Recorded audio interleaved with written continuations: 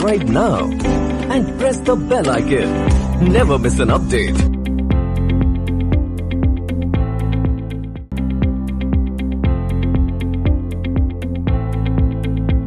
This is Ali sir. Today's our topic is subject and predicate. So let's talk about subject and predicate today. Subject is the doer. The person who does the thing is subject, and rest part of the sentence is predicate.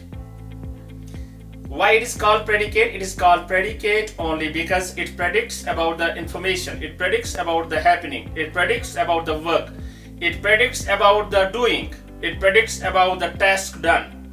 For example, let's take some examples in order to clarify what is subject and what is predicate.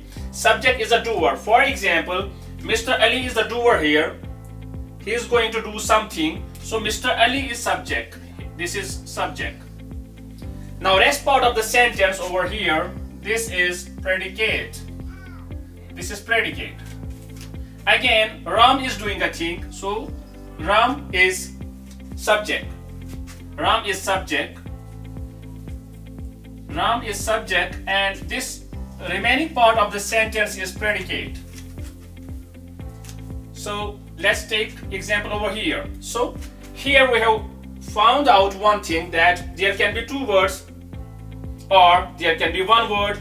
Again over here there are two words which is subject. The crocodile is subject, the rest part of the sentence is predicate.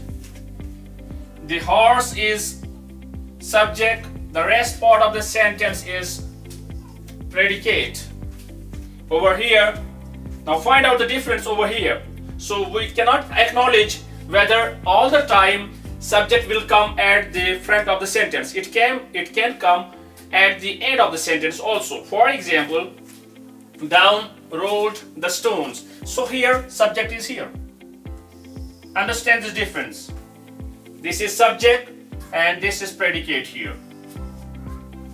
So dogs is subject and single word, that is a verb actually, and this is predicate. So only a single word can be predicate also, that can be verb. Over here you see honesty is subject and this is predicate. So I hope you understand that subject is a word, or it can be words, and except subject, except the doer, the whole of the sentence that gives us information is called predicate. Thank you for watching. Please subscribe.